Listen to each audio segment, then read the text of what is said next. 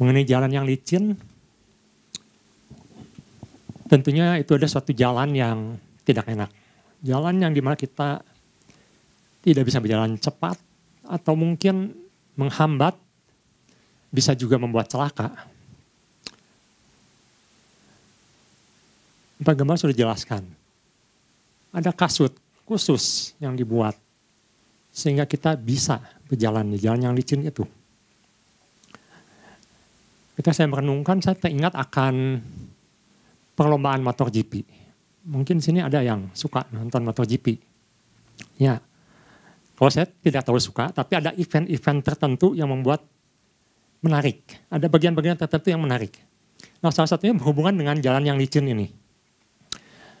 Bapak Presiden kita sudah meresmikan suatu sirkuit yang berskala internasional, Mandalika, dan semua orang memuji. Semua orang mengatakan ini adalah sirkuit, salah satu sirkuit terbaik dengan pemandangan terindah. Kita patut bangga ya. Kita patut bangga. Negara kita punya satu sirkuit MotoGP berskala internasional dengan pemandangan terindah. Dan tentu kita mengingat, dalam suatu pertandingan, kadang-kadang cuaca tidak bisa ditebak. Bahkan panitia menyiapkan apapun caranya supaya yang terutama hujan tidak turun. Mengapa mereka begitu peduli, begitu concern tentang hal ini? Karena kalau hujan, maka sirkuit atau landasan atau jalan itu akan menjadi licin. Dan itu sangat dihindari oleh pembalap-pembalap motor itu. Atau pembalap lainnya juga, pembalap mobil pun sama. Menghindari jalan yang licin. Oleh karena itu, mereka memakai satu jenis ban. Ketika dalam keadaan kering, mereka memakai yang disebut dengan ban tipe slick. Di mana ban itu akan mencengkam aspal itu dengan sangat kuat, sehingga dengan kecepatan mungkin ratusan kilometer, ban itu atau motor itu tetap mengikat kepada landasan atau aspal itu. Tapi berbeda kalau kondisi jalan itu mulai basah, mulai licin. Ibu Bapak bisa perhatikan, mereka mulai masuk ke pit stop. Dan apa yang mereka lakukan? Sebagian dari mereka mengganti ban itu. Mereka katakan menjadi semi slick jenisnya. Atau ban yang mempunyai ulir, di mana ketika sirkuit itu basah, maka air sebagian akan keluar, dikeluarkan, dijauhkan, sehingga ban itu tetap mengikat di aspal tersebut. Nah, ini ada satu pilihan. Ada beberapa pembalap mungkin memaksakan memakai jenis kering untuk sirkuit yang basah. Dan apa hasilnya? Mereka akan tergelincir, mereka akan jatuh. Nah, pagi hari ini mari kita lihat apa yang Tuhan sampaikan pesan lewat gembala. Hati-hati kita masuk jalan yang licin. Ada jalan yang licin. Kita tidak mau seperti pembalap yang terjatuh, yang keluar dari sirkuit, di mana Tuhan sudah menentukan ada satu jalan yang kita perlu hati-hati, dan Tuhan peringatkan di awal tahun, ada jalan yang licin. Kita di Mazmur pasal 73 ayat 2 dan 3, ini adalah ayat utama yang akan kita renungkan. Ini adalah ditulis oleh Asaf, seorang pemazmur, seorang yang hidup dalam bait Allah, seorang yang penuh hidupnya dengan pujian, tetapi suatu hari dia katakan, tetapi aku sedikit lagi maka kakiku terpeleset, nyaris aku tergelincir. Ayat ketiga, sebab aku cemburu kepada pembual-pembual kalau aku melihat kemujuran orang-orang fasik.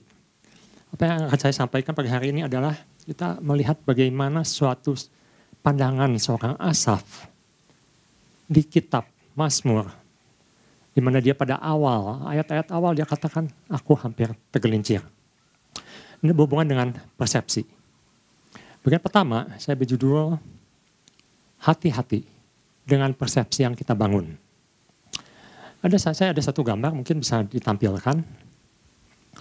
Persepsi ini menentukan tindakan kita. Apa yang kita pikirkan, apa yang kita lihat, apa yang kita putuskan, bisa menentukan langkah yang kita ambil, jalan hidup yang kita ambil.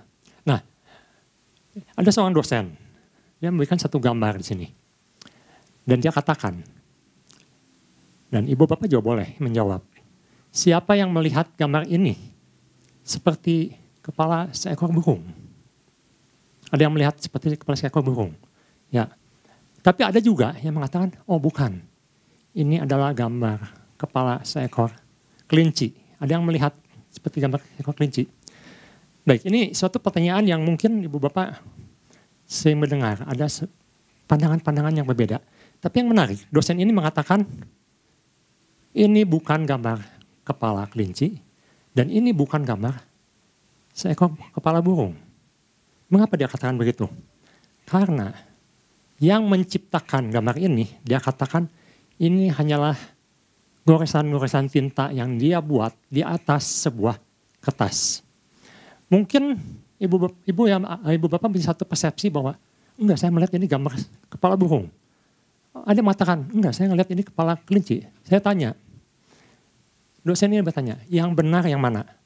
Apa yang melihat itu sebagai kepala seekor burung, atau yang melihat ini sebagai gambar kepala seekor kelinci, atau yang benar itu menurut yang membuatnya? Jawaban pastinya adalah yang membuatnya. Karena dia yang tahu, karena dia yang membuatnya. Nah demikian juga seperti dalam kehidupan kita ini. Seorang pencipta membuat sesuatu, menggambarkan sesuatu, dia yang tahu persis. Dan kehidupan ini, Tuhan yang tahu persis. Oleh karena itu, ketika Asaf melihat dari sudut pandangnya, dia membuat persepsi apa yang dia lihat dan dia ungkapkan di Mazmur ini. Apakah persepsi ini benar? Nah, kita akan lihat ada dua persepsi. Pertama, persepsi manusia atau seorang Asaf. Bagian A dan B, nanti kan saya akan uraikan. Tapi kita juga akan melihat persepsi dari Sang Pencipta. Bagaimana pandangan Tuhan mengenai hal ini? Bagian A, jangan menilai diri dengan salah. Mari kita lihat di ayat 13. Asaf menilai dirinya dengan salah. Dia katakan, sia-sia sama sekali aku mempertahankan hati yang bersih dan membasuh tanganku tanda tak bersalah. Dia katakan sia-sia. Percuma. Aku tiap hari memuji Tuhan. Aku tiap hari datang ke rumah Tuhan. Aku rajin beribadah. Tetapi percuma, gak ada nilainya. Mungkin kita melakukan hal yang sama. Mungkin saya melakukan hal yang sama. Tuhan, saya sudah rajin beribadah. Tuhan, saya sudah setiap hari datang ke rumah Tuhan. Tapi Tuhan lihat, keadaan saya berbeda dengan keadaan orang lain. Bapak Gembala katakan membanding-bandingkan keadaan sendiri dengan keadaan orang lain. Tapi sayangnya, penilaian ini adalah satu penilaian yang salah. Penilaian manusia yang dipakai adalah mata manusia. Yang dipakai adalah pengalaman manusia. Yang dipakai adalah pendapat manusia, pikiran manusia, kebijaksanaan manusia. Bahkan sempat dikatakan, Asaf mengatakan di ayat 14, seperti hidup kena tulah, penuh penderitaan. Mengapa? Nah ini orang yang menyatakan satu pendapat atau pandangan hanya melihat kepada diri sendiri, melihat keadaan sendiri. Menderita. Sepertinya Tuhan tidak peduli, sepertinya saya ditinggalkan. Banyak orang hidup meratapi diri sendiri dan tidak merasa berharga. Untuk apa Tuhan ciptakan saya? Saya banyak menderita, Tuhan tidak berikan yang baik, padahal saya sudah berusaha untuk hidup baik, sudah berusaha untuk hidup kudus. Tapi kita harus sangat berhati-hati, karena penilaian salah ini akan menentukan keputusan kita selanjutnya.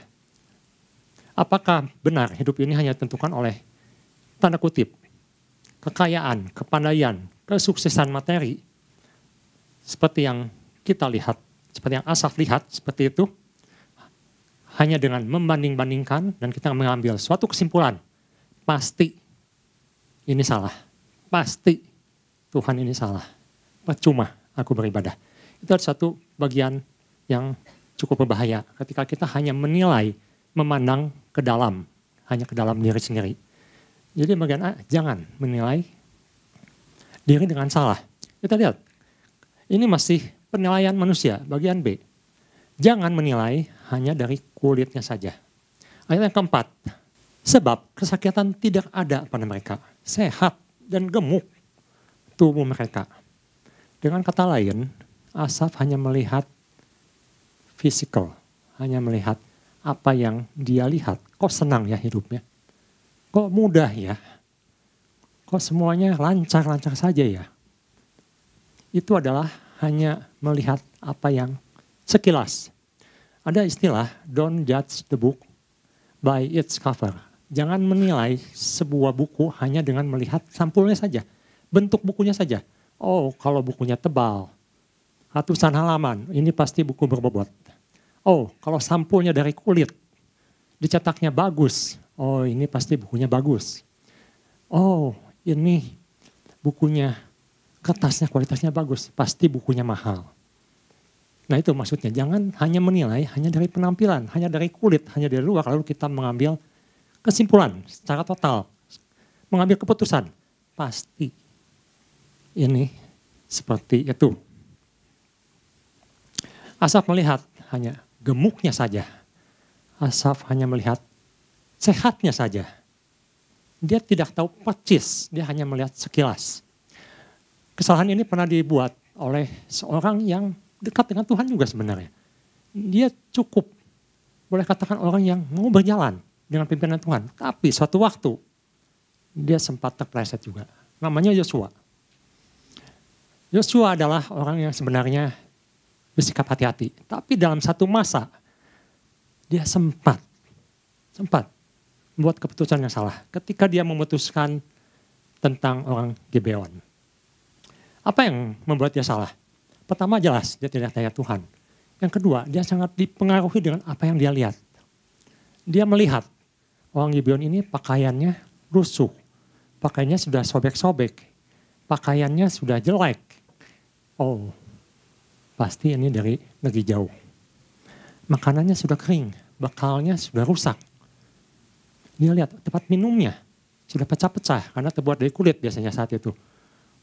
Pasti orang ini dari jauh. Jadi begitu mereka mengaku, kami ini dari jauh, dia langsung menyimpulkan. Pasti orang ini dari jauh. Pasti orang ini bukan orang Kanaan. Suatu kesalahan yang dibuat oleh Yosua. Kita juga kadang-kadang dalam hidup sering seperti itu. Kita hanya melihat apa yang kita anggap pasti begini, pasti begitu. Padahal belum tentu. Apalagi di zaman sekarang. Di zaman sekarang, bentuk penipuan atau penyamaran itu sudah sangat-sangat sulit. Kita bedakan mana yang asli, mana yang tidak. Suatu hari saya mendapatkan suatu dari sosmed, suatu klip video di mana Presiden Jokowi waktu itu berpidato. Yang menarik, di situ digambarkan atau ditampilkan Presiden Jokowi yang sedang berpidato dalam bahasa Mandarin. Dengan sangat jelas, dengan intonasi yang baik, dengan lafal yang baik, dengan pola suara yang sama dengan yang biasa dia pakai dalam bahasa Indonesia. Jadi logatnya sama, tapi dalam bahasa Mandarin. Saya sempat bingung waktu itu. Oh, Presiden kita bisa bahasa Mandarin ya? Luar biasa. Tetapi setelah diselidiki lebih jauh, lebih lanjut, ternyata itulah hasil sebuah rekayasa menggunakan artificial intelligence atau kepandaian artificial, di mana dia bisa merubah dengan cepat dari satu bahasa ke bahasa lain dengan pola atau intonasi orang itu sendiri. Begitu hebatnya, begitu sangat persis seperti aslinya. Tapi siapa yang menyangka kalau itu ada hasil buatan sebuah mesin. Sangat sulit membedakannya. Jadi bagian A dan bagian B ini menggambarkan satu persepsi. Ketika Asaf mengatakan, aku hanya melihat dari kulitnya saja. Aku hanya melihat dari luarnya saja. Dan ini membuat suatu kesimpulan yang salah dari seorang Asaf. Kalau kita ikut pandangan dunia, yang bagian C adalah ikut prinsip dunia akan membuat kita tergelincir. Dunia semakin canggih, dunia semakin hebat. Orang yang berbuat jahat kadang-kadang lebih hebat dari polisi. Polisi banyak belajar dari pencuri-pencuri, dari perampok-perampok. Bahkan sekarang di dunia sosmed, Bapak bisa pelajari, bisa lihat, diajarkan semua yang jahat itu. Terbuka. Cara membuka gembok ada. Jenis gembok apapun bisa dibuka. Diajarkan caranya. Bahkan saya pernah lihat ada kursusnya. Bayar. Cukup murah. Berapa dolar saja. Diajarkan caranya. Dunia sudah seperti itu. Apa yang terjadi? Kita lihat di ayat 10. Sebab itu orang-orang berbalik kepada mereka. Orang-orang berbalik kepada siapa? Kepada orang fasik. Mendapatkan mereka seperti air yang melimpah-limpah. Orang-orang berbondong-bondong mengikuti orang fasik. Orang-orang tidak peduli yang mana yang benar, mana yang salah. Yang penting saya bisa mendapatkan seperti apa yang mereka dapatkan. Itu menjadi satu prinsip yang menyedihkan. Karena orang sudah tidak peduli lagi mana yang benar, mana yang salah. Yang penting saya mendapatkan apa yang mereka dapatkan. Gemuk, sehat, lancar. Dan mereka kalau dalam terjemahan ini dikatakan mereka mendengar apa yang orang fasik katakan. Seperti seekor anak anjing yang menjilati setiap perkataan yang mereka sampaikan. Dengan kata lain hanya ikut-ikutan. Beberapa tahun yang lalu, ada seorang pengembang yang sangat besar di negeri ini. Dia buat di suatu wilayah dekat Jawa Barat juga. Suatu yang dia bikin konsep luar biasa yang disebut dengan kota modern dengan skala internasional. Di situ saat itu waktu dipasarkan beberapa tahun yang lalu, semua orang berebut untuk mendapatkan properti.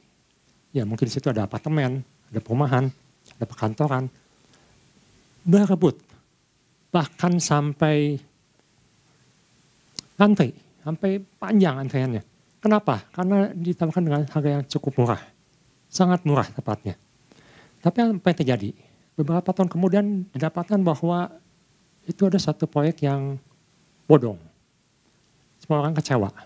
Apa yang membuat mereka berbondong-bondong? Apa yang membuat mereka ikut-ikutan? Ingin membeli properti itu. Karena mereka melihat orang lain. Semua membeli. Semua berinvestasi. Akhirnya mereka ikut-ikutan. Mereka tidak mengerti. Mereka tidak mau tahu. Yang penting saya mau ikut untung.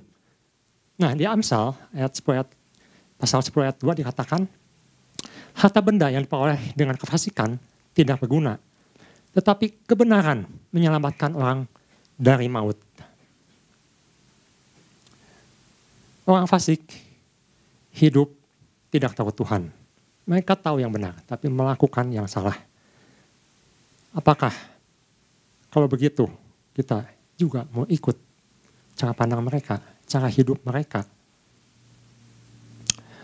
Ada seorang hamba Tuhan yang mengatakan bahwa di dalam dunia ini, seorang yang paling pandai pun, seorang yang paling bijaksana pun, kalau di luar Tuhan, dia tidak akan bisa mengerti apa yang Tuhan pikirkan. Karena pandangannya terbatas, hanya sebatas di bumi ini. Dia tidak akan bisa mengerti sesuatu yang ilahi. Sepandai-pandainya dia, sehebat-hebatnya dia, dia tidak akan bisa mengerti. Tapi kita akan belajar hari ini. Tadi ada ABC, pandangan-pandangan Asaf di awal. Di mana dia katakan, aku memandang seperti ini, aku memandang seperti itu. Tetapi yang luar biasa, kemudian Asaf memutuskan, aku ingin tahu apa pandangan Tuhan. Aku ingin tahu yang benar. Aku tidak mau tergelincir seperti orang fasik. Aku ingin Tuhan berikan pandangan yang benar. Kita lihat ayat 16. Ayat 16 katakan, tetapi ketika aku bermaksud untuk mengetahuinya, untuk bisa ingin tahu, saya ingin tahu mana yang benar. Hal itu menjadi kesulitan di mataku. Tidak mudah. Keinginan sudah ada. Ingin tahu yang benar. Ingin tahu sebenarnya seperti apa. Apakah Tuhan memandangnya seperti itu? Sama dengan apa yang aku pandang. Tetapi Asaf mengakui, selama kita masih mengandalkan kemanusiaan kita, kehebatan kita, Asaf katakan, tidak bisa, aku menyerah. itu terlalu sulit bagiku. Kalau terjemahan lain dikatakan terlalu berat usahanya, terlalu menyakitkan, hopeless, tidak ada harapan. Too difficult, terlalu sulit, tak mampu aku bisa mengertinya. Di ayat 22 dikatakan, aku ini dungu, bodoh, diakui aku ini bodoh. Aku gak bisa mengerti. Seperti aku dungu dan tidak mengerti. Seperti hewan, aku di dekatmu. Seperti hewan, tidak ada akal budi. Semua yang aku usahakan, apa yang aku pikirkan, apa yang ingin aku mengerti, tidak bisa, mentok. Nah disinilah langkah yang sangat penting yang diambil oleh Asaf, dan ini juga buat satu pengajaran untuk kita, bagaimana kita bisa melangkah dengan benar, dengan aman, bersama Tuhan, ketika kita mau memutuskan, sama yang seperti Asaf putuskan, yaitu di ayat ke-17. Saya beri judul di sini, mulai masuk atau pakai persepsinya surga. Ayat ke-17, di situ Asaf katakan, sampai atau akhirnya aku putuskan, aku masuk ke dalam tempat kudus Allah. Apa itu selesai? Tidak. Aku pertama masuk ke tempat kudus Allah. Aku datang kepada Tuhan, aku minta pengertian pada Tuhan. Aku minta pimpinan Tuhan. Tetapi dilanjuti. Dikatakan, dan memperhatikan kesudahan mereka. Jadi yang pertama, ia perhatikan juga, tapi dari sudut pandang sendiri, dari sudut pandang aku. Tetapi ketika dia sadar bahwa hanya Tuhan yang bisa memberikan sesuatu yang jelas, sesuatu yang benar, pendapat Tuhan yang benar, dia katakan, sekarang aku masuk bertanya kepada Tuhan, dan biar Tuhan yang menjawab, biar Tuhan yang berbicara, dan aku akan memperhatikan. Aku mulai memperhatikan kesudahan mereka. Dia mulai mengerti. Belum selesai, baru awal-awal saja. Apa yang dia lihat, hanya kulitnya saja yang dia lihat. Ini disebut dengan hikmat. Bagaimana kita bisa berjalan di jalan yang licin? Kita perlu hikmat. Nah nanti di beberapa hikmat ini nanti kita akan lihat. Ada beberapa yang perlu kita perhatikan. Hikmat ini berurusan dengan kebijaksanaan. Kebijaksanaan ini didapat dari Tuhan. Berbeda dengan kepandaian. Kepandaian itu dipelajari. Kepandaian itu bisa diusahakan. Tapi hikmat itu datangnya dari Tuhan. Bagaimana Asaf mendapatkan hikmat? Dari firman Tuhan. Ayat 24. Dengan nasihatmu, engkau menuntun aku. Dengan kata lain, dengan firmanmu. Dengan tuntunanmu, dengan perkataanmu. Engkau menuntun aku. Dengan firman Tuhan. Selain engkau, dan kemudian engkau mengangkat aku dalam kemuliaan. Dengan kata lain, seseorang bisa mengerti apa yang Tuhan sedang hancangkan. Meskipun dalam suatu keadaan yang tidak baik, yang dikatakan sekarang jalannya licin. Bagaimana caranya? Ya kita harus tanya Tuhan. Tuhan yang beracara, Tuhan yang izinkan, Tuhan yang menjawab, Tuhan yang berikan caranya, Tuhan yang nyatakan caranya. Salah satunya adalah lewat firman-Nya. Amsal 22 ayat 4 dikatakan ganjaran kerendahan hati. Ketika seorang mau datang kepada Tuhan, itu ada kekayaan, kehormatan, kehidupan. Asaf katakan ada kemuliaan. Ada kemuliaan. Ada sesuatu kemenangan yang Tuhan akan berikan. Artinya kita bisa berjalan tanpa terpleset. Kita bisa berjalan tanpa terjatuh kalau kita ikut tuntunan Tuhan. Siapa yang bisa menguatkan? Siapa yang bisa memberikan tuntunan itu? Hanya Roh Kudus. Dengan kata lain, kalau kita mau mengandalkan Roh Kudus yang memimpin, yang menuntun, yang membimbing, maka kaki kita akan menjadi kuat. Kita tidak akan terpleset. Dan itu yang Asaf katakan. Hanya Tuhan yang memimpin, hanya Tuhan yang menguatkan, hanya Tuhan yang bisa membuat aku tidak terjatuh. Jadi mengenai hal ini, memang ini ada suatu tantangan yang besar dalam kehidupan kita masuki awal 2024. Ada jalan yang licin, tetapi Asaf sudah memberikan suatu tips untuk kita. Jangan jauh-jauh dari Tuhan. Bapak Gembala katakan jangan hanya tahu, jangan hanya melihat, tapi mengalami, berjalan bersama Tuhan. Itu lebih penting. Kalau kita hanya sebatas tahu, kita bisa menjadi orang fasik. Saya tahu, tapi saya tidak melakukan.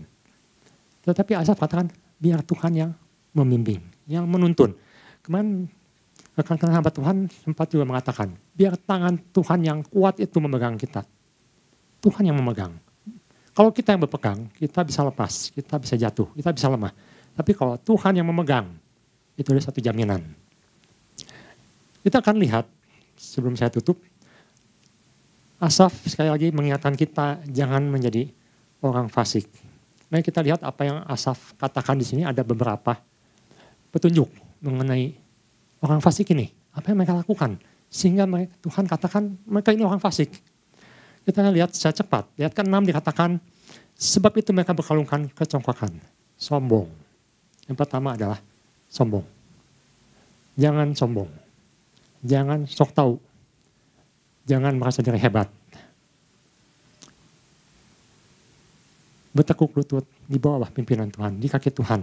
Itu yang harus kita tanamkan di awal tahun ini. Mereka melakukan apa? Kekerasan, kejahatan, penindasan. Itu yang mereka lakukan. Ayat yang ke-7 mengatakan, hati mereka meluap-luap dengan sangkalan. Menyangkal Tuhan, merendahkan Tuhan. Zaman sekarang, bahkan beberapa hari yang ini mungkin, terkenal ada yang viral, ada seorang artis menghina Tuhannya orang Kristen. Ya ini seorang artis yang sangat terkenal di Indonesia. Kita jangan sampai menyangkal Tuhan. Menyangkal Tuhan itu berat akibatnya. Mungkin suatu kelihatannya kecil, tetapi kita bisa buktikan bagaimana seorang yang menyakiti seorang anak Tuhan. Dan kita bisa lihat akhir hidup mereka satu persatu. Ia tidak balas, Tuhan yang balas.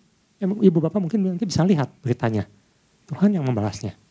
Tuhan katakan pembalasan adalah hak Tuhan. Jangan kita sekali-sekali menyangkal Tuhan, menghina Tuhan. Ayat ke-8. Nah ini juga yang ke-7 ini ya, atau menyangkal Tuhan itu jangan diartikan menyangkal itu menolak secara agama. Tetapi merendahkan Tuhan. Misalnya dalam kata-kata tidak mungkin lah.